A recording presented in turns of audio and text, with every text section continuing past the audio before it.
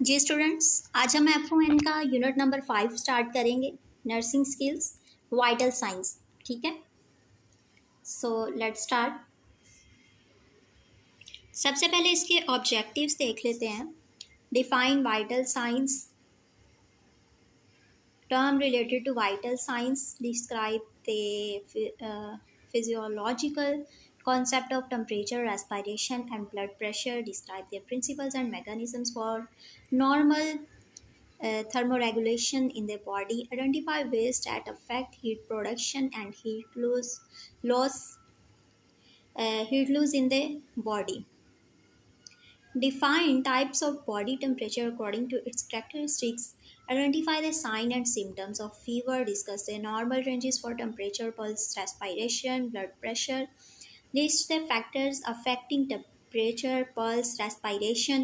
Describe the characteristics of pulse and respiration. List factors responsible for maintaining normal blood pressure. Describe various methods and sites used to measure temperature and BP.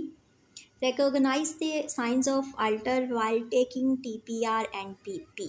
ठीक है, सो इसमें देखने में और सुनने में तो मामूली सा लग रहा है वाइटल साइंस, लेकिन इनमें बहुत ज़्यादा इम्पॉर्टेंट चीज़ें हैं। यानी बेसिक एक पेशेंट की बेस, यानी जहाँ से डिज़ीज़ की आइडेंटिफिकेशन हम करना स्टार्ट करते हैं, यानी उस पर जो प्रोसीजर स्टार्ट होना है, उस पर जो मेडिकेशन स्टार्ट होनी है, उसकी अकाई यानी उसका स्टार्ट ही वाइटल साइंस से लिया जाता है। वाइटल साइंस का सबसे पहला मतलब है वाइटल, यानी हम कहेंगे this scene, this episode, this thing is very vital for my life. Vital का मतलब ये है कि ज़रूरी, यानी ऐसे साइंस यानी ऐसे इशारे जो कि ज़रूरी हैं। ठीक है, vital science are the science of life, providing a way of connecting the external inspection with internal functioning of the clients organs.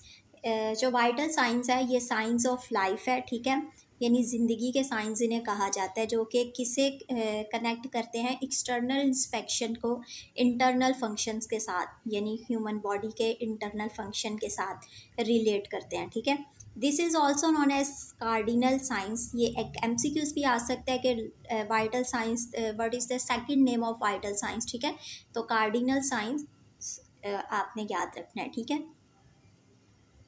Next है वाइटल साइंस और cardinal science are body temperature, pulse, respiration, blood pressure and pain. Viva में आपसे पूछे जाएंगे vital science कौन कौन से है। तो ठीक है, तो ये 5 नेम्स जो आपने याद कर लेने और आपने बताने हैं। बॉडी टेम्परेचर, ये एक थर्मोमीटर का उन्होंने बताया हुआ डायग्राम दिया गया जो कि हमें पता है already. Body temperature is the balance between the heat produced in the body and heat lose from the body. यानी बॉडी टेम्परेचर किसे कहा जाता है, ये बैलेंस है बिटवीन वो, यानी वो बॉडी, यानी वो हीट जो बॉडी के अंदर बन रही है, बॉडी के अंदर प्रोड्यूस हो रही है, और वो जो बाहर निकल रही है बॉडी से। ठीक है, body temperature is measured in heat units called degrees. ये आपसे अभी पूछा जाता है कि बॉडी टेम्परेचर को किस में मेजर किया जाता है, तो आपने कहना है हीट को यूनिट्स में मेजर किया जाता है, और वो क्या कहलाता है, डिग्रीज। ये MCQs में आ सकता है। Body temperature is measured in heat units called, तो आपने बता देना डिग्रीज। या वहाँ पे डिफरेंट डिफरेंट ऑप्शंस आए होंगे और आपने आइडेंटिफाई करना है डिग्रीज। ये एक नॉर्मल मैकेनिज़्म दिया गया है, ये आप देख लीजिएगा। नॉर्मल चीज़ें मैं इसे ज़्यादा एक्सप्लेन नहीं करूँगी क्योंकि आज का हमारा लेक्चर काफ़ी लेंथी है। सो अपने नोट्स अपने साथ रखिएगा ताकि आप मेजर इंपॉर्टेंट पॉइंट्स मैं बताऊँगी, आप उन्हें नोट डाउन करते जाइएगा। ठीक है, mechanisms for normal thermoregulations heat loss.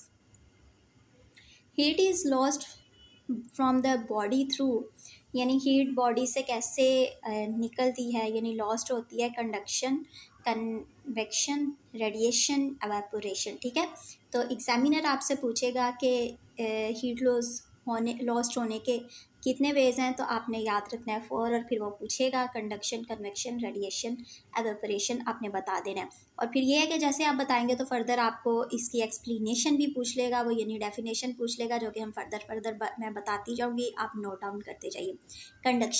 Conduction is the process of losing heat through physical contact with another object. यानी कंडक्शन एक ऐसा प्रोसेस है, एक ऐसा ज़रिया है, एक ऐसा काम है जिसमें क्या हो रही है, हीट लूज़ हो रही है जब हम जिस्मानी तौर पर कोई काम कर रहे हैं, ठीक है। जब हम जिस्मानी तौर पर किसी दूसरे पर्सन के साथ यानी किसी दूसरी चीज़ के साथ कनेक्ट है। लेट्स सपोज कि हम किसी एक ऐसे अफेक्टेड पर्सन का हाथ पकड़ते हैं जो कि जिसे फीवर है, तो क्या होगा कि उससे जो हीट निकल रही है वो हमारे हाथ को भी अफेक्ट करेगी, ठीक है। यानी हमें भी हीट हमारे हाथ तक पहुंच रही है, ठीक है। For example, if you were to seat on a metal chair, अगर आप एक मेटल की चेयर पर बैठे हैं, the heat from your body will transfer to the cold metal chair. तो जो है आपकी हीट यानी बॉडी की जो हीट है वो कोल्ड मेटल यानी मेटल की चेयर में ट्रांसफ़र होगी। लेट्स सपोज के एक ऐसा पर्सन जिसे फीवर है, तो देखिए वो जब किसी जगह पर बैठा है या फिर देखेंगे जिस बिस्तर पर वो लेटा है या जिस जगह उसने हाथ रखा है, तो जब वो देखे वो उठा है तो चंद एक सेकंड तक वो चीज़ वो प्लेस जो है ना वो भी गर्म रहेगी, ठीक है, यानी हीट ट्रांसफ़र हुई है। नेक्स्ट है convection, the process of losing heat through the movement of air और water molecules across the skin. यानी वो प्रोसीजर, वो प्रेस जिसके थ्रू मूवमेंट हुई है मॉलिक्यूल्स की पानी और हवा के ज़रिए स्किन से, ठीक है। The use of a fan to cool off the body is one of the convection. यानी यानी जो कि बताया गया कि the process of losing heat through the movement of air और water molecules across the skin, जैसे कि हमारी बॉडी से पसीने का बाहर निकलना है, ठीक है। अब यहाँ पर एग्जांपल दी गई है कि पंखे का इस्तेमाल करना बॉडी को कूल करने के लिए, ठीक है, एक एग्जांपल दी गई है।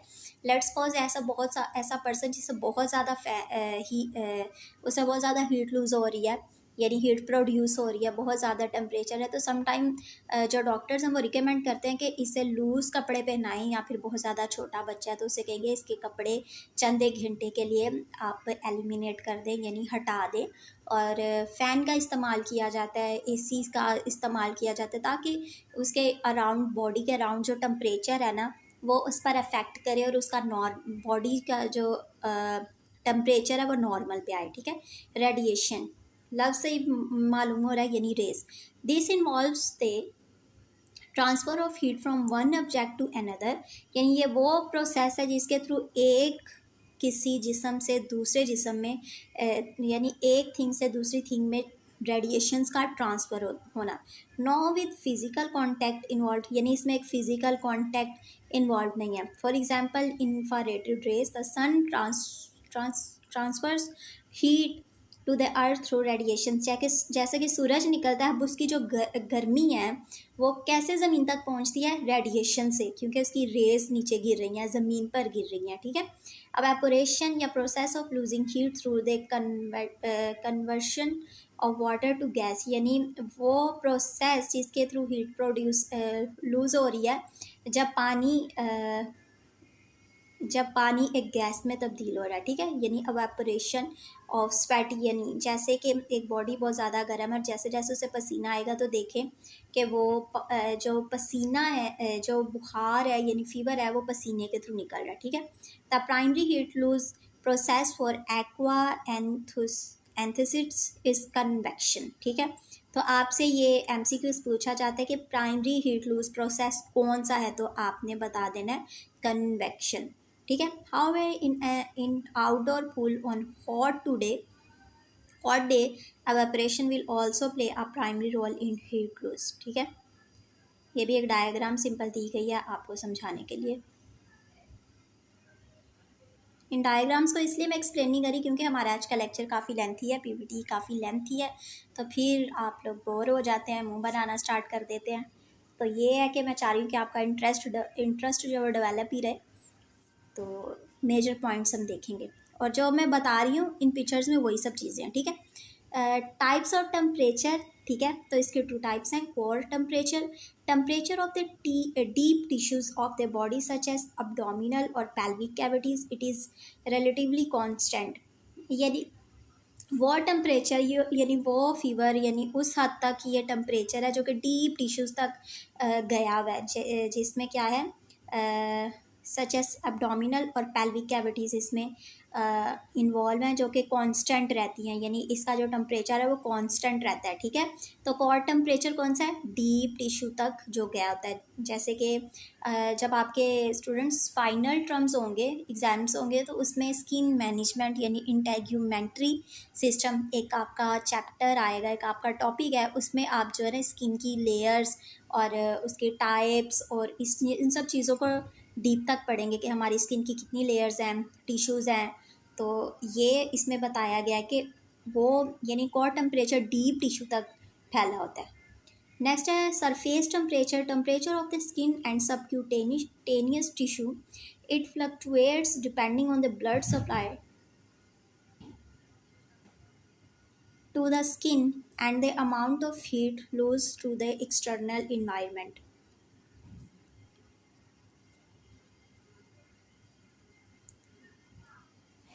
ये टेम्परेचर जो है स्किन और सबक्यूटेनियस टिश्यू तक होता है, ठीक है। सरफेस का मतलब ये है कि हमारी आउटर मोस्ट लेयर जो है यानी ऊपर वाली जो लेयर्स है ये वहाँ तक महदूद है, और ये किस पर डिपेंड करता है, blood supply to the skin, the amount of heat lose to the external environment, यानी जिस कदर स्किन ब्लड के अंदर इसकी रेस गई हैं, टेम्परेचर गया है, तो उस कदर यानी हीट लूज होगी एक्सटर्नल इन्वायरमेंट में। रेगुलेशन ऑफ बॉडी टेम्परेचर, ठीक है। The system that regulates body temperature, वो सिस्टम जो बॉडी को रेगुलेट करता है, हैज़ थ्री मेन पार्ट्स, इसके थ्री मेन पार्ट्स हैं, sensors in the periphery and in the core, यानी सेंसर्स, फिर है an integrator in the hypothalamus, ठीक है, जो कि हाइपोथैलेमस में एक इंटीग्रेटर है। फिर है an effector system that adjust the production and lose of heat, यानी वो अफेक्टर जो एडजस्ट करता है कितनी अमाउंट में हीट प्रोड्यूस होगी और कितनी अमाउंट में लूज होगी, ठीक है। मोर सेंसर्स और sensory receptors are in the skin, बहुत सारे स्किन के अंदर बहुत सारे सेंसरी रिसेप्टर्स मौजूद होते हैं, ठीक है। The skin has more receptors for cold than warmth, यानी जो स्किन के अंदर रिसेप्टर्स है वो ज़्यादा पाए जाते हैं बानिस्बत वार्मथ, यानी गर्म रिसेप्टर्स नहीं पाए जाते, कोल्ड रिसेप्टर्स पाए जाते हैं। Therefore skin sensor detect cold more efficiently than warmth, यही वजह है कि जो हमें सर्दी, हमारी बॉडी को सर्दी जो है ना वो बहुत ज़्यादा अफेक्ट करती है, बहुत ज़्यादा लगती है। देखें हमें गर्मी के मौसम में हम फिर भी यानी उन सब चीज़ों को, गर्मी की शिद्दत को बर्दाश्त कर रहे होते हैं through the water, taking water, और फिर यह कि जो पसीना हमारी बॉडी से निकलता है तो उसके थ्रू भी ये गर्मी हमारी बॉडी से जा रही होती है। लेकिन जो सर्दी है इसमें थोड़ा सर्वाइव करना काफ़ी मुश्किल होता है, क्योंकि हमें सर्दी बहुत ज़्यादा अट्रैक्ट करती है, बहुत ज़्यादा ह्यूमन बॉडी को लगती है, ठीक है। तो इसकी रीज़न क्या है कि बॉडी के अंदर कोल्ड रिसेप्टर्स ज़्यादा मौजूद होते हैं, ठीक है। ये मेजर पॉइंट है, याद रखिएगा। Then the skin becomes chilled over the entire body. The physical process to increase the body temperature take place. Shivering increases heat production, ठीक है, यानी थरथराना यानी बॉडी का कांपना जो है ये बढ़ा देता है हीट प्रोडक्शन को। Sweating is inhibited to decrease heat loose, यानी जितना ज़्यादा पसीना निकलेगा ये कम कर देता है, यानी डिक्रीज कर देता है हीट को लूज़ होने में। Vasoconstriction decreases heat loose, यानी वैसो कंस्ट्रक्शन जो है ये कम करता है हीट लूज को। बिहेवियरल वैन एन, यानी हमारे रवैये से कैसे क्या होता है, when an individual perceives he is hot और cold he changes his behaviour such as, यानी जब एक पर्सन ये महसूस करता है कि उसे गर्मी लग रही है या सर्दी लग रही है तो वो अपनी डायरेक्शन यानी अपनी प्लेस चेंज करता है, जैसे मूव्स टू द शेड और सन। अगर हमें गर्मी लग रही है तो क्या होगा कि हम किसी सायादार दरख्त के नीचे चले जाएंगे, यानी शेड यानी किसी सायादार जगह पर जाएंगे, और अगर हमें सर्दी लग रही है तो हम सन की तरफ जाएंगे, ठीक है, सनलाइट लेने। देन रेगुलेट्स द थर्मोस्टेट, और ये क्या करता है, थर्मोस्टेट को रेगुलेट करता है। रिमूव्स एक्स्ट्रा क्लॉथ्स और पुट्स ऑन स्वेटर, यानी वही चीज़ है कि अगर हमें बहुत ज़्यादा गर्मी लग रही है तो हम जो हमारे एक्सेस क्लॉथ्स हैं उन्हें रिमूव कर देते हैं, और अगर हमें बहुत ज़्यादा सर्दी लग रही है तो हम एक्स्ट्रा स्वेटर्स यानी एक्स्ट्रा कपड़े पहनना पसंद करते हैं और पहन लेते हैं। The normal range for adults is considered to be between 36 degrees Celsius and 37.5 Celsius. जो नॉर्मल रेंज है अडल्ट्स के लिए वो 36 डिग्री सी से 37.5 डिग्री सी है। फ़ारेनहाइट में कितना होगा, 96.8 फ़ारेनहाइट टू 99.5 फ़ारेनहाइट। ठीक है, ये इसकी टाइप्स भी बताई गई हैं, यानी फीवर्स की hyperpyrexia, pyrexia and high average and hypothermia, ये आगे जाके मैं मज़ीद एक्सप्लेन करूँगी। A body temperature above the usual range is called pyrexia, hyperthermia और fever।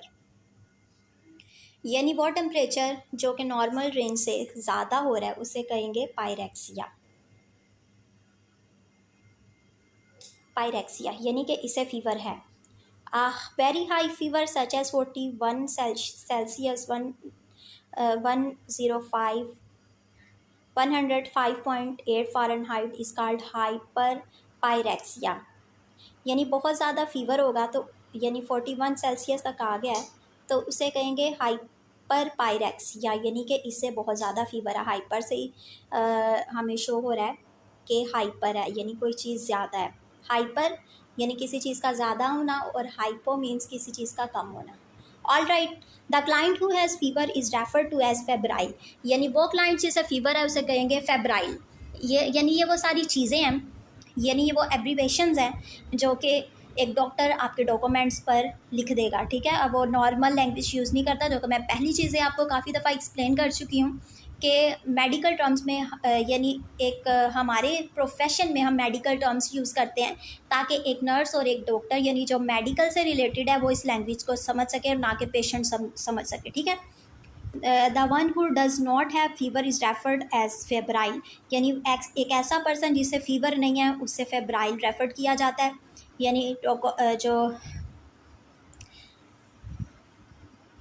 डॉक्टर है वो रिकमेंड यानी डॉक्यूमेंट्स के ऊपर लिख देगा या हम लिख देंगे ए फेब्राइल। ठीक है, यानी ये सब टर्म्स मेडिकेशंस में यानी डॉक्यूमेंटेशन में स्टार्ट होती हैं, यूज़ होती है। ठीक है, hypothermia is a core body temperature below the lower limit of normal, यानी ये वो टेम्परेचर है जो नॉर्मल रेंज से काफ़ी नीचे जा रहा है। ठीक है, अब यहाँ पर देखें मेजर पॉइंट है, आप नोट डाउन कर लें अगर आपके पास अपने नोट्स आप साथ लिख रहे हैं।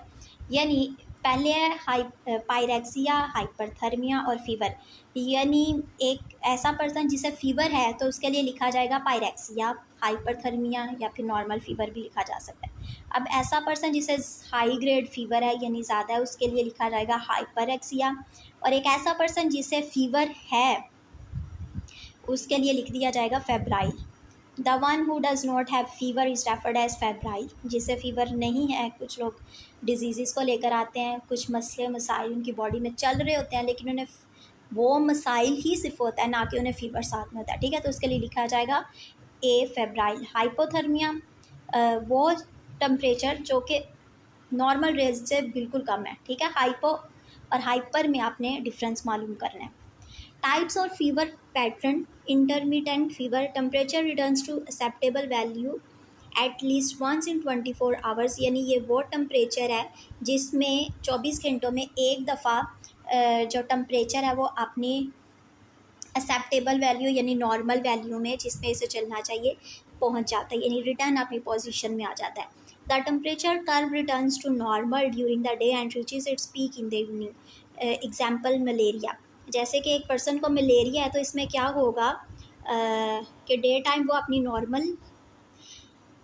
नॉर्मल रेंज में आ जाता है लेकिन इवनिंग टाइम में वो अपनी पीक पे पहुंच जाता है, यानी उसे हाई ग्रेड फीवर हो जाता है। ठीक है, तो इसीलिए इसे कहा गया कि ये इंटरमिटेंट फीवर है, यानी ये जो बदलता रहता है। ठीक है, remittent fever fever spikes and falls without a return to the normal temperature levels, यानी वो फीवर जो कि अपनी नॉर्मल रेंज में नहीं आता, यानी अपनी नॉर्मल पोजीशन में नॉर्मल रेंज में नहीं आता, बल्कि वो उससे नीचे गिर जाता है, ठीक है। तो इसे कहेंगे remittent fever. Fever spikes and falls without a return to the normal temperature levels, the temperature fluctuate but does not return to normal, यानी कि फ्लक्चुएट्स का मतलब है कि टेम्परेचर बदलता रहता है, कभी बहुत ज़्यादा हाई हो जाएगा, कभी बहुत ज़्यादा लो हो जाएगा, लेकिन ये है कि वो अपनी नॉर्मल रेंज में नहीं आएगा। Example TB, viral disease, bacterial infection, यानी रेमिटेंट फीवर की ये एग्जाम्पल्स है। जब स्टूडेंट्स एग्जामिनर आपसे वाइवा के दौरान इनकी डेफिनेशंस पूछेगा तो वो आपसे इसकी एग्जाम्पल्स भी पूछेगा, इसलिए एक अच्छे स्टूडेंट होने की निशानी ये है कि आप इसकी डेफिनेशंस अच्छे तरीके से याद कीजिए और इसकी डेफिनेशंस इसकी एग्जाम्पल्स भी जो है वो आपको फिंगर टिप्स पे याद होनी चाहिए। अगर आपको अच्छे मार्क्स लेने हैं, एक अच्छा नर्स बनना है, तो ये सब चीज़ें आपके लिए बहुत ज़रूरी है। और अगर सिर्फ आपने डिग्री लेने के लिए, पास होने के लिए पढ़ना है, तो फिर नॉर्मल तरीके से पढ़िए, एज़ यू वेल, यानी जो भी आप करना चाहें, अप टू यू, ठीक है। आपकी ज़िंदगी है, आप अपनी ज़िंदगी के मालिक खुद बने।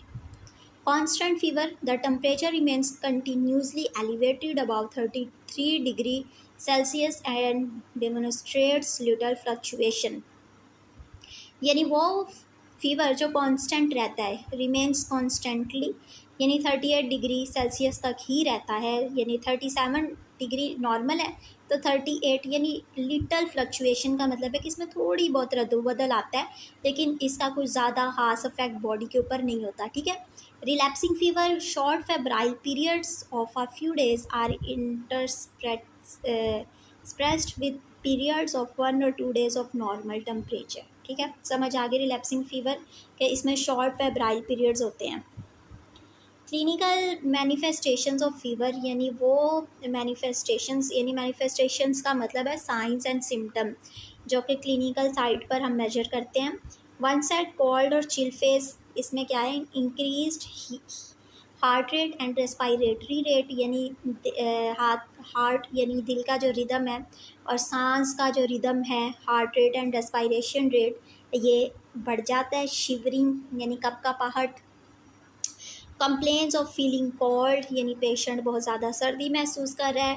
साइनोटिक नेल बेड्स, यानी साइनोटिक का साइन, यानी इसका मतलब ये है कि जो नेल्स है ना, ये ब्लूइश कलर के हो जाते हैं, यानी नेल का कलर चेंज हो जाता है, क्योंकि जब बॉडी के अंदर ऑक्सीजन नहीं जाएगी, ब्लड की रवानगी है वो अच्छे से नहीं होगी, और ब्लड के अंदर जो होता है ऑक्सीजन मौजूद होता है, तो जब सेल्स को ऑक्सीजन नहीं मिल रहा तो फिर वो डेड होना शुरू हो जाते हैं, यानी वो अपनी हालत, अपना कलर चेंज कर देते हैं, ठीक है।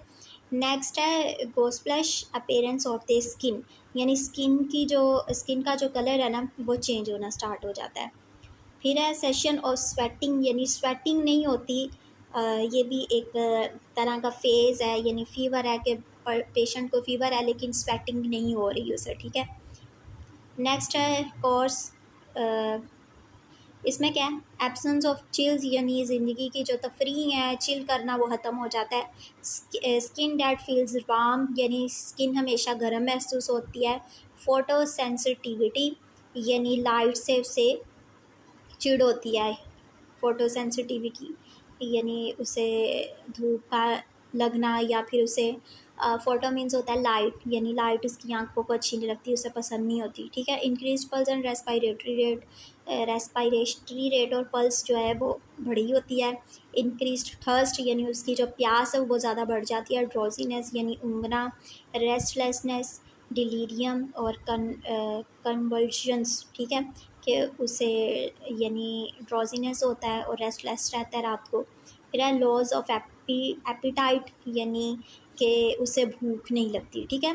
मलेज, वीकनेस एंड एचिंग मसल्स, मलेज यानी मसल्स पेन को कहते हैं मलेज, ये भी एक मेजर पॉइंट है।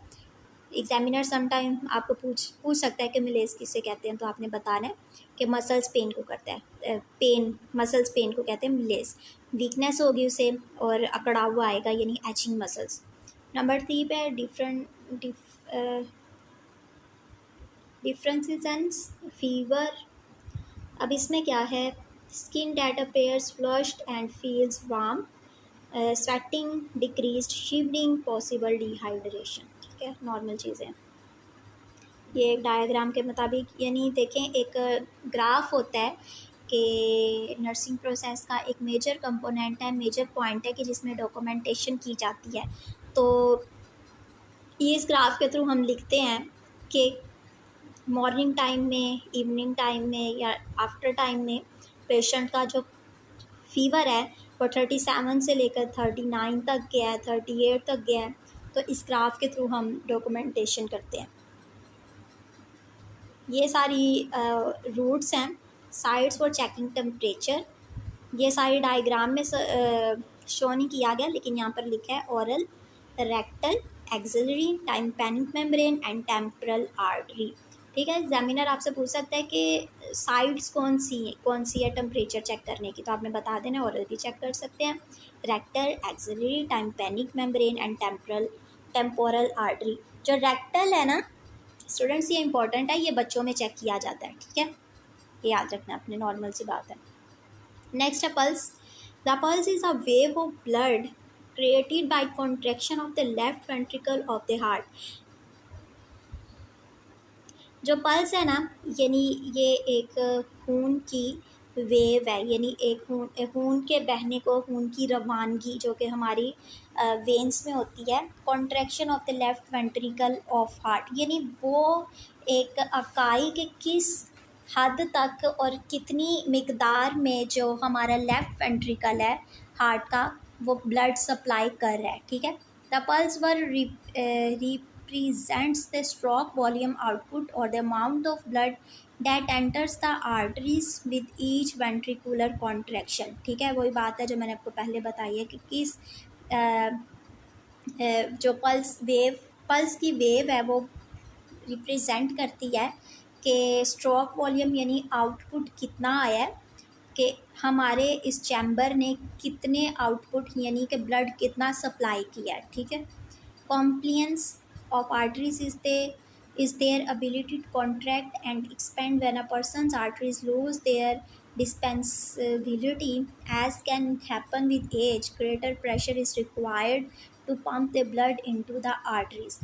यानी वो compliance यानी पेचीदगियाँ जिसमें जो आर्टरीज़ है ना वो कॉन्ट्रैक्ट करना और एक्सपेंड करना, यानी उनकी जो कारकर्दगी है ना वो उसमें उस एबिलिटी में यानी सलाहियत में कमी आ जाती है। ठीक है, अब ये कब होता है कि जब एक पर्सन की जो एज है, एज बढ़ने से ये सब चीज़ें होती हैं। ठीक है, यानी देखें जो चीज़ जितनी पुरानी होती है, जैसे कोई डिवाइस है, कोई मशीन है, वो पुरानी होती जाएगी तो उसमें कोई ना कोई ख़राबी आती जाएगी। जो लाइक ह्यूमन बॉडी है तो इसके ऑर्गन सम टाइम अपनी कारकर्दगी छोड़ देते हैं, यानी काम करना छोड़ देते हैं, या नॉर्मल स्लो रेंज में काम करते हैं। ठीक है, pulse is a wave of blood created by contraction of the left ventricle of heart, जो हमने पहले भी पढ़ा था। Rate of pulse is expending beats per minute. जो पल्स का रेट है ये कैसे मेजर किया जाता है, बीट्स पर मिनट। ठीक है, ये पर मिनट के हिसाब से हम इसे काउंट करते हैं। अब ये पल्स साइट है, अब पल्स में भी मेजर्ड इन 9 साइट्स। पल्स को 9 साइट से मेजर किया जाता है। इसमें क्या है, टेम्पोरल जो कि हमारी हेड की इस तरफ है, हेड की एक साइड पे है। कैरोटिड यानी हमारी नेक की साइड पे एक वेन है, वहाँ से हम मेजर करते हैं। एपिकल यानी वहाँ पर जहाँ पे हार्ट का एपिकल एरिया है। ठीक है, फीमरल यानी हमारे पैल्विक एरिया की तरफ, हमारी लेग की इस तरफ हम इसे मालूम कर सकते हैं। ब्रेकियल यानी हमारी बाजू के मिड से। रेडियल यानी वो जॉइंट यानी वो पॉइंट जहाँ से हमारा हाथ और हमारा बाजू दोनों जुड़े हुए हैं। ठीक है, नेक्स्ट है डॉर्सल्स पैडिस यानी फीट की आउटर यानी बाहर वाली जो ऊपर वाली लेयर है वहाँ से। फिर पोस्टीरियर टिबियन यानी हमारे पाँव के पीछे से यानी एड़ी की तरफ से। पॉप्लिडल यानी हमारे जो लेग है इसके पीछे एक वेन है। यानी ये सारी वेन्स हैं जिनसे हम टेम्परेचर जो है ना पल्स चेक कर सकते हैं। यानी लेट्स सपोज अगर हमारी टेम्पोरल वेन्स पल्स से टेम्पोरल साइड से हम पल्स नहीं मेजर कर सके तो हम कैरोटिड जाएंगे, कैरोटिड आर्टरी पे, वेन पे। फिर एपिकल से भी मालूम कर सकते हैं। ये सारी पॉइंट्स आपने याद करने हैं कि पल्स साइट कौन कौन सी हैं। तो आपने याद करना है कि कहाँ से एग्जामिनर आपसे पूछ सकता है इसकी कितने टाइप्स हैं, कितने नेम्स हैं। फिर वो आपसे पूछ सकेगा या फिर हाथ रख के कहेगा कि यहाँ पर कौन सी आर्टरी है, या फिर आपको कहेगा बार हमें एक एक नाम बताओ और साथ में शो यानी परफॉर्म करके बताओ कि कौन सी आर्टरी कहाँ पर मौजूद है। तो ये देखें, temporal, forehead, neck, above the apex of heart, जो कि मैं पहले बता चुकी हूँ। ठीक है। कैरेक्टरिस्टिक्स ऑफ पल्स, पल्स की क्या खसूसियात हैं? रेट, यानी वो ये आगे जाके हम इसकी डेफिनेशन पढ़ेंगे। ठीक है। रेट, रिदम एंड वॉल्यूम, ये आपने पल्स की कैरेक्टरिस्टिक्स याद रखनी है। Rate, number of beats per minute, यानी एक पर मिनट बीट में, यानी एक मिनट में हार्ट कितना ब्लड पंप कर रहा है, यानी कितना ब्लड दे रहा है। ठीक है। Tachycardia, an excessively fast heart rate, heart rate, example over 100 beats per minute in adult. Tachycardia यानी हार्ट के रेट का बहुत ज़्यादा ज़्यादा हो जाना। ठीक है। टेकीकार्डिया यानी हार्ट के रेट का ज़्यादा होना, और आसान अल्फाज में बता रही हूँ। और ब्रेडिकार्डिया के heart rate in adult of less than 60 beats minute, यानी हार्ट रेट जो है वो नॉर्मल रेंज से कम जा रहा है। ठीक है। टेकीकार्डिया में अबव 100 है और ब्रेडिकार्डिया में लेस दैन 60 है। ठीक है। तो ये नॉर्मल पॉइंट, मेजर पॉइंट्स हैं, आपने याद रखने हैं। Rhythm, rhythm refers to the regularity of beats, यानी कि किस मुतवातर मुसलसल तरीके से बीट्स यानी ब्लड पंप हो रहा है। ठीक है। The pattern of the beats and the intervals between the beats, यानी वो पैटर्न जो बीट्स और बीट्स के यानी दरमियान का वक्फा है, रास्ता है, उसे मालूम करता है। The pattern of the beats and the internal between the beats. Regular rhythm, interval between beats same, regular का मतलब ही पता है हमें कि मुतवातर, मुसलसल, यानी वो बीट्स जो एक सेम रिदम में चल रही है। इरेगुलर रिदम, इंटरवल बिटवीन, यानी वो दुरानिया हार्ट बीट्स डिफरेंट, जैसे कि 2 मिनट में ब्लड एकदम से यानी बीट्स पंप हुई हैं, बीट्स मालूम हो रही हैं, उसके बाद थोड़ा सा टाइम लगता है। ठीक है। If an irregularity is present the pulse should be counted for 1 full time. अगर जो इरेगुलर है ना इसका रिदम, बीट्स पल्स का रिदम जो है वो नॉर्मल नहीं है, तो ये 1 टाइम में 1 मिनट में फुल काउंट की जाएगी। ठीक है। ये जब आप अपने प्रैक्टिकल साइट पे जाएंगे, यानी हॉस्पिटल साइट पे जाएंगे, तो ये चीज़ें आपको ज़्यादा एक्सप्लेन की जाएंगी। जब आप परफॉर्म करेंगे तो आपको ज़्यादा अच्छे से समझ आएगी। Volume, the force of blood with each beat, यानी हर एक बीट के साथ फोर्स कितनी यानी कितनी फोर्स के साथ ब्लड पंप किया जा रहा है। ठीक है। Volume refers to the fullness of the artery, यानी आर्टरी का मुकम्मल तौर पर फुल होना, यानी कि अगर ब्लड मुकम्मल तौर पर अपनी नॉर्मल रेंज में जितना उसे पंप होना चाहिए, वो मतलब कि उसका तसलसल, उसका सिलसिला जारी है, तो देखें वॉल्यूम जो आर्टरी है वो फुल रहेगी ना। Also called the pulse strengthen और एम्पलीट्यूड, यानी इसे ऑल्सो क्या कहा जाता है कि ये पल्स की स्ट्रेंथ है। 3+ फुल बाउंडिंग, यानी ये एक चार्ट होता है जिसके थ्रू जब हम डॉक्यूमेंटेशन करते हैं, यानी डॉक्टर्स या प्रोफेशनल नर्स, तो वो इस तरह से डॉक्यूमेंट करेंगे कि अगर वॉल्यूम नॉर्मल है, यानी फुल वॉल्यूम के साथ ब्लड जा रहा है, उसकी फोर्स मुकम्मल है, तो 3+ देंगे। अगर नॉर्मल स्ट्रॉन्ग होगी, यानी बिल्कुल नॉर्मल है, तो नॉर्मल होगी तो उसे 2+ देंगे। अगर 1+ है तो इट्स मीन के वीक है। ठीक है। और 0 होगी तो इट्स मीन के एब्सेंट, नॉन पल्पेबल, यानी इसे मेजर ही नहीं किया जा रहा और ये एब्सेंट है, यानी डेड है।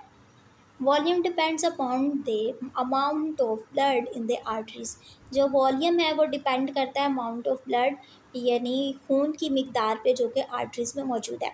If the arteries contain a large volume of blood, अगर आर्टरी में लार्ज अमाउंट में ब्लड मौजूद है तो इसे कहेंगे फुल और बाउंडिंग इन वॉल्यूम। ठीक है। नेक्स्ट है if the arteries contain a volume of blood, अगर इसके अंदर नॉर्मल वॉल्यूम है यानी नॉर्मल इसकी मिकदार है, इसकी रफ्तार है, तो उसे कहेंगे सेटिस्फैक्ट्री यानी नॉर्मल स्ट्रॉन्ग है। नेक्स्ट है, if the volume of the blood is decreased by shock और loss of fluid from the body, example diarrhoea and vomiting, small weak pulse और टेडी, यानी वही चीज़ें जो मैंने आपको ऊपर एक्सप्लेन किया। Factors that influence pulse rate, यानी वो फैक्टर्स, वो चीज़ें जो कि पल्स रेट पर असरअंदाज होती हैं। Age, exercise, medications, hypovolemia, dehydration, stress, position, pathology, यानी जो कि मैंने पहले बताया कि एज के साथ हमारे बॉडी के ऑर्गन्स की जो कारकर्दगी है वो थोड़ी कम हो जाती है। एक्सरसाइज देखिए, अगर हम एक बॉडी ने, ह्यूमन बॉडी ने, एक पर्सन ने एक्सरसाइज किया तो उसका हार्ट रेट ज़्यादा चल रहा होगा, यानी उसकी सांस फूल रही है क्योंकि उसकी बॉडी ने वर्कआउट किया, ठीक है। और जैसे उसके बॉडी का टेम्परेचर थोड़ा नॉर्मल होता है, नॉर्मल रेंज में आता है एक्सरसाइज करने के कुछ देर बाद, तो फिर वो नॉर्मल परफॉर्म करता है। सो एक्सरसाइज क्या होती है, असरअंदाज होती है। फीवर, अगर फीवर है तो डेफिनेटली पल्स रेट चेंज होगा। मेडिकेशंस, अगर हम कुछ मेडिकेशंस यूज़ करते हैं, हाइपोवॉलीमिया यानी डिहाइड्रेशन भी असरअंदाज होती है। स्ट्रेस अगर हम लेते हैं तो वो भी पल्स रेट पर असरअंदाज होता है। हमारी पोजीशन जो है वो भी असरअंदाज होती है, ठीक है। पैथोलॉजी यानी अगर कोई बीमारी लग रही है तो वो भी। Normal range of pulse and respiration, ये एक मुकम्मल तौर पर चार्ट है, लेकिन मैं यहाँ पर टाइम वेस्ट नहीं करूँगी आपको एक एक वैल्यू बताने में, तो आप सिंपल इसका स्क्रीनशॉट लें, उसके बाद इसे 1 बाय 1 नोट डाउन करें अपने नोट्स के ऊपर और फिर आप इसे याद करें, ठीक है। नेक्स्ट है हमारे पास respiration. Respiration is the act of breathing, यानी रेस्पायरेशन वो अमल है जिसके थ्रू सांस लिया जाता है। The medical act of breathing in air, inspiration and expelling air, expiration from the body. Mechanical act of breathing यानी मैकेनिकल एक, यानी साइंटिफिकली सांस लेने के अमल को, इसमें क्या एब्रीवेशंस यूज़ होंगी कि सांस लेने के अमल को कहते हैं, यानी जब हम सांस अंदर ले रहे हैं तो उसे कहेंगे इंस्पायरेशन, और जब हम expelling air from the body यानी जब सांस को बाहर निकाल रहे हैं तो इसे एक्सपायरेशन कहेंगे। एक्स का मतलब ये होता है कि जो चीज़ छोड़ी जा रही है, जो चीज़ बाहर निकाली जा रही है, ठीक है, एक्सपेल किया जा रहा है। Ventilation is also used to refer the movement of air in and out of the lungs, यानी वेंटिलेशन का मतलब ये है कि हमारे लंग्स में हवा का लिया जाना यानी सांस का लेना और फिर उसके बाद लंग्स से बाहर जाना एयर का, ठीक है। इनहिलेशन और inspiration, intake of air into the lungs, यानी एयर को लंग्स तक लेकर जाना। एक्सहालेशन और इंस्पायरेशन जो है ये दोनों एक ही मीनिंग है, ठीक है। एक्सहालेशन और एक्सपायरेशन, ब्रीथिंग आउट और the movement of gases from the lungs to the atmosphere, यानी गैसेस का यानी एयर का हमारी लंग्स में से ब्रीथ आउट हो जाना यानी बाहर निकल जाना। Types of breathing, there are typically 2 types of breathing. Costal thoracic breathing involves the external intercostal muscles, इसमें जो बाहर वाले इंटरकोस्टल मसल्स हैं वो यूज़ होते हैं, अदर असेसरी मसल्स और उसके साथ जितने मसल्स कनेक्ट हैं। It can be observe by the movement of the chest, ये कैसे ऑब्जर्व की जाती है कि जब चेस्ट बाहर की तरफ आती है, आउटवर्ड कर्वेचर यानी बाहर की तरफ, यानी जब हमारा सीना आउटवर्ड की तरफ होता है, ठीक है। डायाफ्रेगमेटिक abdominal breathing involves the contraction and relaxation of diaphragm, यानी डायाफ्राम का रिलैक्स हो जाना, it is observe by the movement of the abdomen, और ये abdomen की मूवमेंट से मालूम होता है। Physiology of breathing, during inhalation यानी सांस लेने के दौरान the diaphragm contracts, the ribs move upward and outward, यानी सांस लेने के दौरान जो हमारी रिब्स हैं ये बाहर की तरफ आती हैं और अंदर की तरफ जाती हैं। And the sternum moves outward thus enlarging the thorax and permitting to lungs the expand, यानी जब हमारा स्टर्नम है, यानी हमारी जो छाती है, ये मूव करती है बाहर की तरफ तो हम सांस लेते हैं, ठीक है। एंड एनलार्जिंग द थोरैक्स, और फिर हमारा जो चेस्ट है ये एनलार्ज होता है और परमिटिंग यानी इजाज़त देता है लंग्स को कि वो गैस को यानी एयर को एक्सपेंड करे, यानी बाहर निकाले।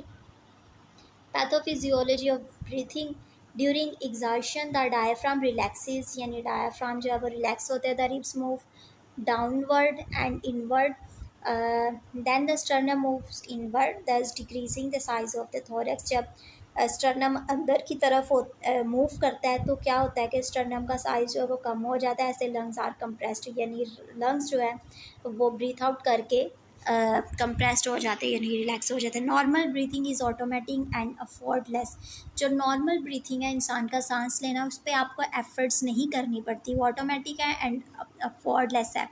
कि देखिए कि समटाइम हमें ये सांस याद ही नहीं होता कि हमें सांस लेना है, क्योंकि हमारी बॉडी नॉर्मल वर्कआउट कर रही है। लेकिन ऐसे लोग जिन्हें दमा है, सांस की कोई और भी बहुत सारी लाइक उसकी डिजीज़ हैं, तो उसमें उनका सांस जो है ना ऊपर नीचे होता रहता है, वो खुद से लेते हैं, सांस ले रहे हैं, उन्हें याद होता है हमें सांस लेना है, ठीक है। और जो नॉर्मल ब्रीथिंग है वो ऑटोमेटिक है एंड अफोर्डलेस है, कि हमें उसके लिए कोई मुशक्क़त नहीं करनी पड़ती, हमारी बॉडी ऑटोमेटिकली हम सांस ले रहे होते हैं।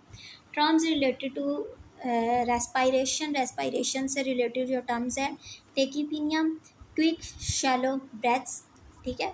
ब्रेडीपीनिया, अब नॉर्मली स्लो ब्रेथ्स, जो के ऊपर भी बताया है, टेकी मीन्स ज़्यादा हो जाना, ब्रेडी मीन्स स्लो हो जाना। अपीनिया, सेशन ऑफ ब्रीथिंग, यानी ब्रीथिंग लेने का अमल जो है वो कम हो रहा है, यानी रुकावट आ जाना ब्रीथिंग लेने में। Hyperventilation, over expansion of the lungs characterized by rapid and deep breaths, यानी गहरी सांसें लेना और जल्दी जल्दी सांसें लेना, यानी इसके अंदर ज़्यादा वेंटिलेशन, यानी लंग्स ज़्यादा परफॉर्म करते हैं, ब्रेथ्स ज़्यादा ली जाती है, यानी ज़्यादा ऊंचे ऊंचे सांस लिए जाते हैं। Hypo ventilation, under expansion of the lungs, shallow respiration, यानी इसके अंदर जो सांस है उसकी कमी हो जाती है, यानी सांस बहुत मध्यम, लंबे और आहिस्ता लिए जाते हैं। हाइपर और हाइपो में मैंने आपको पहले भी बताया था कि ये फ़र्क आपको, ये डिफरेंस आपको मालूम होना चाहिए। हाइपर मीन्स किसी चीज़ का ज़्यादा होना, हाइपो मीन्स किसी, हाइपर और हाइपो, ठीक है। समटाइम्स स्टूडेंट्स जो है इसमें कंफ्यूज हो जाते हैं। एक लफ्ज़ आपने यूज़ सुना होगा कि वो बड़ी जल्दी हाइपर हो जाता है या वो बड़ी जल्दी हाइपर हो जाती है, तो इसे आपने याद रखना है कि किसी चीज़ का बढ़ जाना, और हाइपो मीन्स किसी चीज़ का कम हो जाना, ठीक है। Cheyne Stokes breathing, rhythmic waxing and waning of respiration from very deep to very shallow breathing and temporary apnoea. Dyspnoea, dyspnoea, difficult and laboured breathing, ठीक है, सांस लेने में दुश्वारी। Orthopnoea, ability to breathe only in upright sitting और standing position, यानी जो upright हम बैठने से और स्टैंडिंग पोजीशन में सांस लेते हैं। नेक्स्ट है blood pressure. आर्टियल blood pressure is a major of the pressure exerted by the blood as it follows through the arteries. Blood pressure is a measure of the force that your heart uses to pump blood around your body। यानी blood pressure एक कैसे major किया जाता है कि जो blood, यानी कि जो हमारा हार्ट है वो ब्लड को कितनी फोर्स के साथ, कितनी मिकदार में जो है ना ब्लड पंप कर रहा है, ठीक है। Measure of the force that your heart uses to pump blood, यानी वो फोर्स जो कि हार्ट यूज़ कर रहा है आपका ब्लड पंप करने के लिए। Blood pressure is measured in millimetres of the mercury. Blood pressure कैसे मेजर किया जाता है? मिलीमीटर्स ऑफ मरकरी, जो कि पहले भी मैंने आपको बताया था कि पल्स किस में मेजर की जाती है। ये मेजर MCQs हैं, आपको याद होने चाहिए, ठीक है। तो आपने बताना है ब्लड प्रेशर मेजर किया जाता है इन मिलीमीटर्स ऑफ मरकरी। mmHg इसका शॉर्ट फॉर्म है, mmHg यानी millimetres of mercury, and recorded as a fraction systolic pressure over the diastolic pressure। Blood pressure measurement, the blood moves in waves there are two blood pressure measurements. Blood जो क्या है एक रवानगी में यानी waves में move करता है और इसके दो तरीके हैं। There are two blood pressure measures यानी दो तरीके से ब्लड प्रेशर मेजर किया जाता है। Systolic pressure is the pressure of the blood as a result of contraction of the ventricles, that is the pressure of the height of the blood wave. और diastolic है is the pressure when the ventricles are at rest between beats. यानी systolic pressure वो है जिसके result में क्या होता है कि वेंट्रिकल्स जो है वो कॉन्ट्रैक्ट करते हैं, ठीक है, यानी जब वेंट्रिकल्स ब्लड को पंप करते हैं। और डायस्टोलिक वो है कि जब वेंट्रिकल्स रेस्ट पे आ जाते हैं बिटवीन बीट्स के दौरान, यानी देखें पंप किया है ब्लड और उसके बाद 1 सेकंड के लिए या 1 सेकंड, 1 मिनट में 60 सेकंड्स होते हैं और वो पूरे 60 सेकंड्स भी शायद बंद नहीं हो पाता, लेकिन एक आध सेकंड के लिए होता ही होगा कि एक चीज़ को उसने दिया है उसके बाद वो थोड़ा रिलैक्स हो गया, ठीक है। तो सिस्टोलिक और डायस्टोलिक में आपने फ़र्क याद रखना है, आपसे एग्जामिनर पूछ सकता है। For example if your blood pressure is 140/90 और 140/90 milligram 140/90 mmHg, it means you have a systolic pressure of 140 and a diastolic pressure of 90। ये जो कैलकुलेशन है आपने याद रखनी है। Pulse pressure, the difference between the diastolic and the systolic pressure is called the blood pressure. वो फ़र्क जो डायस्टोलिक और सिस्टोलिक प्रेशर के दरमियान होता है उसे कहते हैं पल्स रेट, ठीक है। A normal pulse pressure is about 40। जो नॉर्मल पल्स प्रेशर का रेंज है वो है 40, but can be a high as 100 during exercise. और ये एक्सरसाइज के दौरान 100 तक पहुंच जाता है, ठीक है। ये मेजर MCQs है, आप नोट डाउन कर लें। A typically blood pressure for a healthy adult is 120/80, pulse pressure of 40। यानी एक हेल्दी अडल्ट यानी कोई बहुत तगड़ा सेहतमंद पर्सन है तो उसका ब्लड प्रेशर कितना होगा 120/80, पल्स प्रेशर कितना होगा 40। Because blood pressure can vary considerably among individuals, it is important for the nurse to know a specific client's baseline blood pressure। Individually यानी हर इंसान का जो ब्लड प्रेशर है वो डिफरेंट हो सकता है, पर एक प्रोफेशनल नर्स को एक बेस लाइन यानी ब्लड प्रेशर की मालूम होनी चाहिए कि किस हद तक ब्लड प्रेशर हाई जा सकता है और ब्लड प्रेशर लो आ सकता है, ठीक है। Terms related to blood pressure, वो टर्म्स यानी वो एब्रीवेशन जो ब्लड प्रेशर के लिए यूज़ होती है। हाइपरटेंशन, फिर वही चीज़ें आ गई हैं हाइपर और हाइपो जो मैंने आपको पहले बताया। अब blood pressure that is persistently above normal is called hypertension. वही बात के जो अबव है, जो चीज़ ज़्यादा है वो हाइपरटेंशन कहलाएगी। Blood pressure hypertension is a blood pressure that is below normal, यानी वो ब्लड प्रेशर जो कि नॉर्मल रेंज से कम है, बिलो यानी नीचे है। Orthostatic hypotension is a blood pressure that decreases when the client sits और स्टैंड। यानी जब एक पर्सन बैठता है और उठता है और उसका जो नॉर्मल प्रेशर ब्लड प्रेशर है वो चेंज होता है, यानी डिक्रीज़ हो जाता है, कम हो जाता है। फैक्टर्स अफेक्टिंग ब्लड प्रेशर वही सब चीज़ें जो पहले बताइए, age, exercise, stress, race, gender, medications, obesity, diagnostic variations, medical condition, temperature. Blood pressure assessment sites यानी वो असेसमेंट जिससे असेसमेंट जो कि हम ब्लड प्रेशर में यूज़ करते हैं, कौन सी साइट्स हैं देखते हैं। The blood pressure is usually assessed in the clients upper arm using the brachial artery and standard stethoscope.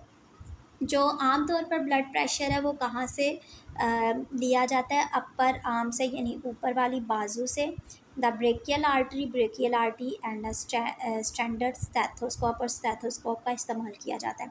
Assessing the blood pressure on the client's thigh is indicated in this situation, यानी clients की जो Thai से assess किया जाता है उसमें ये situations होती हैं। The blood pressure can not be measured on either arm example because of Burns और अदर ट्रॉमा। कि ब्लड प्रेशर सिर्फ बाजू से ही मालूम नहीं किया जाता, क्योंकि समटाइम फ़र्ज़ किया किसी पर्सन का बाजू जला हुआ है तो फिर हम क्या करेंगे, तो जो कि हमने ऊपर पढ़ा के बहुत सारी बॉडी में मौजूद आर्टरीज़ हैं जहाँ से हम ब्लड प्रेशर मालूम कर सकते हैं, ठीक है।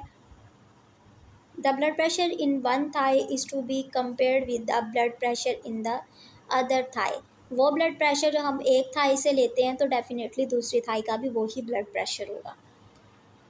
Contraindication for blood pressure assessment sites. Blood pressure is not measured on a particular client's limb in the following situation: the shoulder, arm or hand, or the hip, knee or ankle is injured or diseased. ठीक है, a cast or bulky bandage is on any part of the limb. The client has had surgical removal of breast or axillary or inguinal lymph node on that side. Sometime ये होता है कि surgical process के through जो person की breast है उसे वो रिमूव कर दी जाती है। ठीक है, तो इन सब सिचुएशन में आपको ये मालूम होना चाहिए कि ब्लड प्रेशर असेसमेंट कैसे होगी। The client has an intravenous infusion और blood transfusion on the limb, और the client has an arterial arteriovenous fistula, example for renal dialysis in the limb। हाँ, क्लासिफिकेशन ऑफ ब्लड प्रेशर भी वही chart है, मैं आपको एक्सप्लेन नहीं करूँगी, आप इसका स्क्रीनशॉट लें और इसे नोट डाउन करें और फिर इसे याद करें। फिर वही डायग्राम है, तो ये चीज़ें आप देख लीजिएगा।